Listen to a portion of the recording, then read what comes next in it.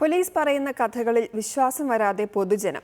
അന്വേഷണത്തിലെ പാളിച്ചകൾ മറയ്ക്കാനാണ് police ഇത്തരത്തിൽ കെട്ടുകഥകൾ ചമയ്ക്കുന്നത് എന്നാണ് ആരോപണം. അതേസമയം കുറ്റകൃത്യത്തിൽ കൂടുതൽ പേർ പങ്കെടുത്തിട്ടുണ്ടോ എന്നും അമീറുൽ ഇസ്ലാം ഒരു വാടക കൊലയാളിയാണോ എന്ന സംശയവും പോലീസിനുണ്ട്.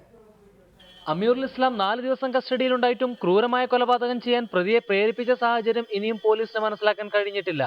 ഇതോടെയാണ് കുളിക്കടവിലെ തർക്കമടക്കമുള്ള പരിഹാസ കഥകളുമായി പോലീസ് രംഗത്തെത്തിയത്.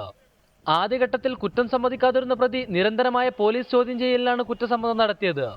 കൊലപാതകത്തിന് സഹായികളായി മറ്റു 3 പേർ കൂടെ ഉണ്ടായിരുന്നു എന്നാണ് പ്രതി ആദ്യം മൊഴി നൽകിയിരുന്നത്. എങ്കിലും പിന്നീട് ഇതിൽ നിന്ന് പിന്മാറുകയായിരുന്നു.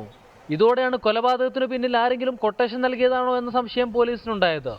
ഇക്കാര്യം അന്വേഷണ സംഘം ദ്വിഭാഷിയുടെ സഹായത്തോടെ പ്രതിയോട് തിരക്കിയിരുന്നു. എന്നാൽ ഇയാൾ ഈ ചോദ്യങ്ങളിൽ നിന്നെല്ലാം ഒഴിഞ്ഞു മാറുകയായിരുന്നു. കൊലപാതകം നടത്താനുള്ള കാരണം ഇപ്പോഴും പോലീസിന് മനസ്സിലാക്കാൻ കഴിഞ്ഞിട്ടില്ല. അതുകൊണ്ട് തന്നെയാണ് ഉന്നത പോലീസ് ഉദ്യോഗസ്ഥരടക്കമുള്ളവർ മാധ്യമങ്ങൾക്ക് മുന്നിൽ വരാതെ ഒളിച്ചു കളിക്കുന്നത്. റിപ്പോർട്ടർ, കൊച്ചി.